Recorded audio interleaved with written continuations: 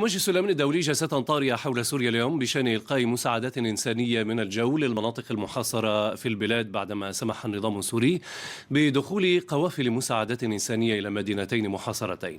في المقابل اعتبر السفير الروسي لدى الأمم المتحدة فيتالي تشوركين أن دخول هذه القوافل يمثل خطوة إيجابية تستدعي في الوقت الراهن تجميد مشروع إلقاء مساعدات من الجو على المناطق المحاصرة في سوريا. الجيش السوري يواصل قصفه الجوي والصاروخي للأحياء الشرقية الخاضعة لسيطرة الفصائل المعارضة في مدينة حلب. مسؤول في الدفاع المدني أكد أن القصف لم يتوقف طوال اليوم وتركز على طريق الكاستيلو المنفذ الوحيد لهذه الفصائل.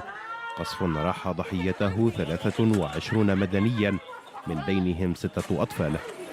وفي ريف حلب الشمالي قامت طائرة التحالف الدولي بإلقاء ذخائر إلى الفصائل المعارضة بهدف تعزيز قدرتها على التصدي إلى هجوم مقاتلي تنظيم الدولة الإسلامية على مدينة مارع شمالي حلب، حيث يسعى مقاتلو التنظيم إلى السيطرة على هذه المدينة من أجل إعادة فتح طريق الإمداد بحسب ما أعلنه المرصد السوري لحقوق الإنسان.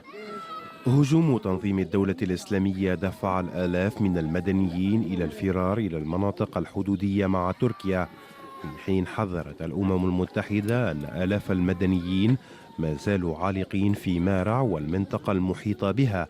وفي نفس السياق أعطت سوريا الموافقة على إرسال قوافل إغاثة إنسانية إلى عدد من المناطق المحاصرة خلال يونيو حزيران الجاري، في حين طالبت الولايات المتحدة وبريطانيا بإسقاط المساعدات جوا في صورة عدم الوصول إلى بعض المناطق.